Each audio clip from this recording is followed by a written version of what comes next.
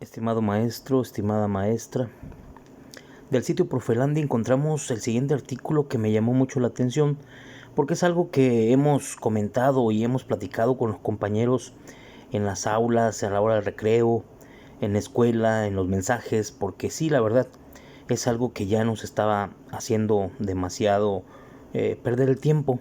Pero bueno, en el sitio de Profelandia encontramos una opinión del maestro Alejandro Carro Nava, escrita hoy 12 de octubre, titulado Ya dejen trabajar a las maestras y maestros.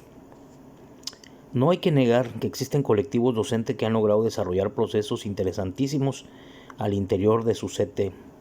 Muy cierto, pero creo que el problema más grave es que esos logros no se han dado a conocer porque como son logros de los docentes que están frente al grupo, y los directores y supervisores lo que menos quieren es que sea idea de otros, todo quiere que sea su idea.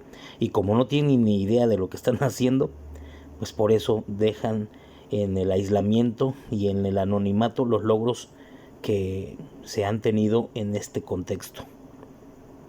Dice la lectura, no va a quedar ni una coma, fue la afirmación que el excoordinador de la bancada de Morena, Mario Delgado, lanzó a los cuatro vientos en 2018, en clara referencia a la mal llamada reforma educativa de 2013, que curiosamente él mismo impulsó a través del PRD y del conocido Pacto por México.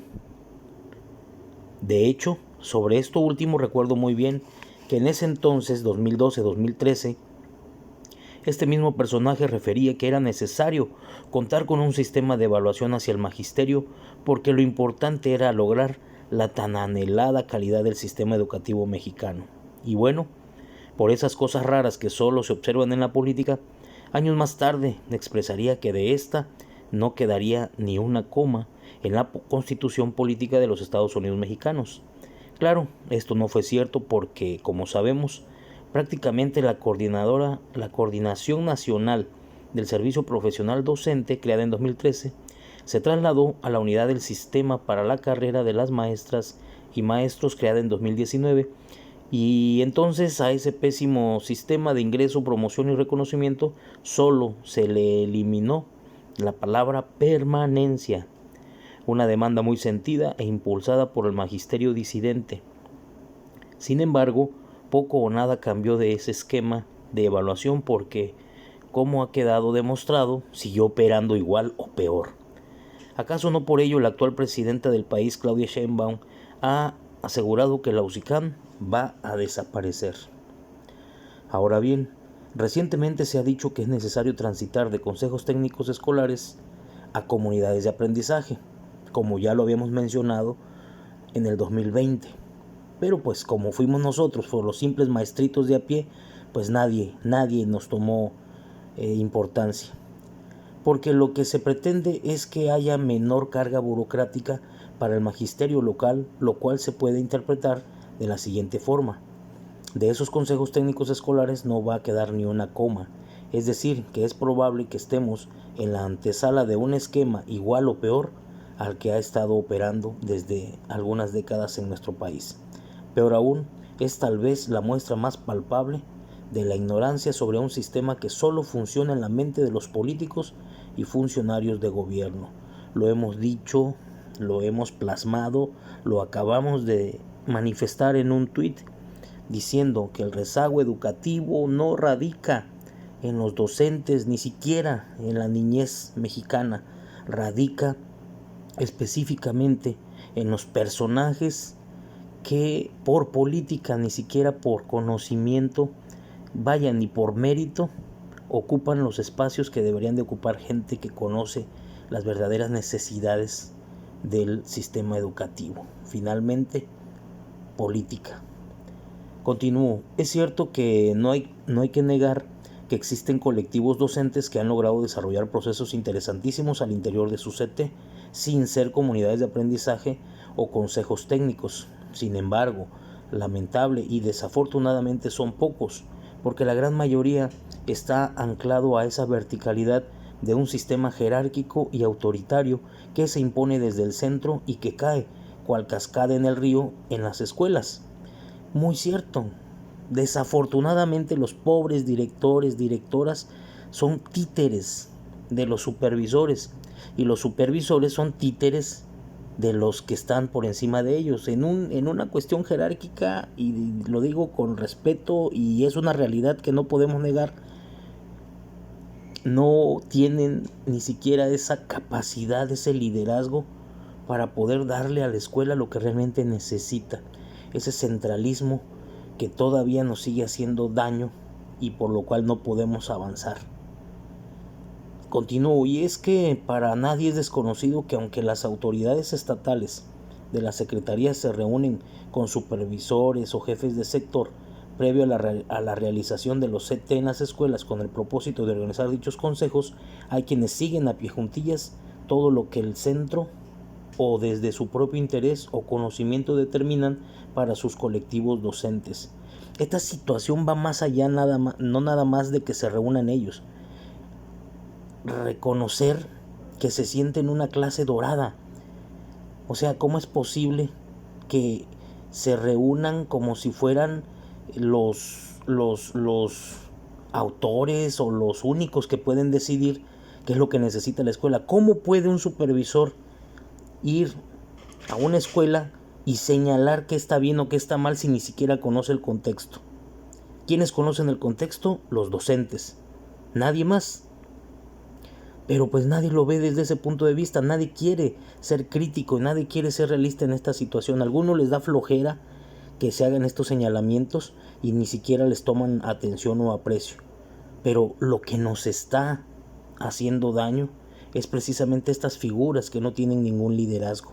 Y lo estamos viendo ahorita con las designaciones que se acaban de dar en los estados en los que hubo elección y hubo cambio de gobernador. Estamos viendo quiénes llegan, los menos, los que no hacen, los que nunca trabajaron, los que fracasaron en las aulas y prefirieron irse a lo administrativo. Pero bueno, seguimos. Es sin lugar a dudas una muestra clara de esa estructura pesada, arcaica y anquilosada que no se ha movido ni un ápice. Allí ha estado por décadas. ¿A poco con comunidades de aprendizaje se va a movilizar dicha estructura? Dudo. Sería ingenuo pensarlo. Y bueno, si a ello le agregamos la cantidad absurda de cuestiones administrativas que las y los docentes tienen que cumplir con excesiva singularidad, la cosa se complica aún más. A veces en estas visitas a diversas escuelas de educación básica, en esas charlas que se suscitan entre maestras y maestros de este nivel educativo u otros, en esos diálogos informales entre familia y amigos, siempre se pregunta, ¿y para qué nos piden todo esto si nadie lo va a revisar? Y mucho menos nos va a retroalimentar. Desconozco la fecha exacta en la que algún genio detrás de un escritorio se le ocurrió la formidable idea de pedir que las maestras y maestros llenaran cuanto formato se le mandara, como si con tal situación la enseñanza y el aprendizaje mejorará. Insisto, no tengo la fecha exacta, pero si la tuviéramos tendríamos el momento exacto en que la docencia se volvió una profesión administrativa y no pedagógica y didáctica. Y la pregunta es si en la misma ley general de educación, en la misma ley del sistema de carrera de maestras y maestros dice que se tiene que priorizar lo pedagógico de lo administrativo, ¿por qué? ¿Por qué no se apegan a esa instrucción? Es una instrucción de la ley. Es algo que se tiene que respetar, pero que definitivamente, así como sucede con el Poder Judicial, supervisores y directores se sienten con la potestad de interpretar a conveniencia los artículos de las diferentes leyes, o a lo mejor la desconocen. Tal parece que no es suficiente con que el docente planee sus clases, a veces de modelos y planes de estudio que son construidos a capricho de los funcionarios, gobiernos u organizaciones empresariales nacionales e internacionales. Tampoco parece suficiente que el docente desarrolle sus clases con alumnas y alumnos provenientes de contextos sociales y o familiares complejos y diversos, donde el padre de familia va al maestro como su sirviente, o más bien ve al maestro como su sirviente o empleado. Mucho menos parece ser suficiente que ese mismo docente pueda elaborar material didáctico con ciertas especificidades, porque el nuevo modelo ahora así lo mandata. En fin, Parece que nunca es suficiente y por ello hay que exigirle al docente, empleado quizás del padre y esclavo del director, porque así nos tratan. Autoridades medievales con docentes del siglo XXI. Desde luego no puedo negar que muchas profesoras y profesores han caído en una zona de confort en la labor para la que ellos mismos se contrataron. Obviamente tampoco puedo negar el papel rastrero del Sindicato Nacional de Trabajadores de la Educación para que ese profesorado haga valer sus derechos, cuando esos derechos significan llegar tarde, no entregar planeación, no elaborar material didáctico, estar continuamente comisionado, etc. Indudablemente no puedo negar que estas y otras cuestiones suceden a lo largo y ancho de la República Mexicana. No obstante, tampoco puedo negar que existen esos buenos maestros y maestras que a ras de tierra diariamente se parten el lomo para que sus niños aprendan. Sí, regularmente son esas maestras y maestros que difícilmente dejan de cumplir con su quehacer porque han entendido que sin CT o con CTE, o como quieran llamarle los políticos, la escuela y la docencia está en movimiento, no se detiene y nunca se ha detenido, ni por las competencias, ni por los aprendizajes clave, ni por los campos formativos o por los ejes articuladores. Es una docencia en movimiento. Pensar que a través de un discurso en medio de un escenario a modo como los que se viven en el charrismo sindical es considerar que ahora sí las cosas van a cambiar, es simplemente eso, es una idea de un político con aires de educador, cuando de educador no ha tenido mucho que digamos, o acaso ha estado en un aula con 40 niños, uno de ellos con Asperger, otro con discapacidad intelectual y 38 más con sus propias particularidades, propias de su contexto y sus familias. En fin, ya veremos qué sucede con esta situación y con la instancia que sustituirá a la UCICAM, pero a fuerza de ser sincero anticipo lo siguiente: todo cambiará para que todo siga igual. Por favor, ya déjense de ocurrencias y dejen trabajar a las maestras y maestros al tiempo. Sinceramente es un texto prudente, por encima de cualquier cosa es prudente, porque la realidad que se vive es todavía tremenda, mucho más tremenda de lo que se imaginan.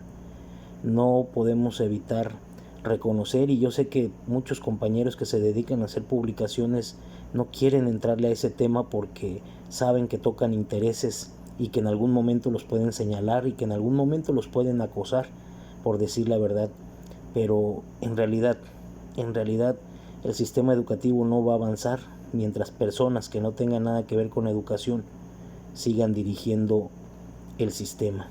Y por otro lado, personas que fracasaron en el aula, que ya no quisieron seguir en el aula, estén ocupando puestos de dirección y supervisión, y que por esa falta de vocación y por falta de ese interés estén inventando ocurrencias desde esos puestos y causando problemas en el proceso educativo, desarmonizando completamente cualquier modelo educativo que se quiera implementar, y lo único que vamos a obtener es el rezago permanente en el ámbito educativo. No hay que buscarle más.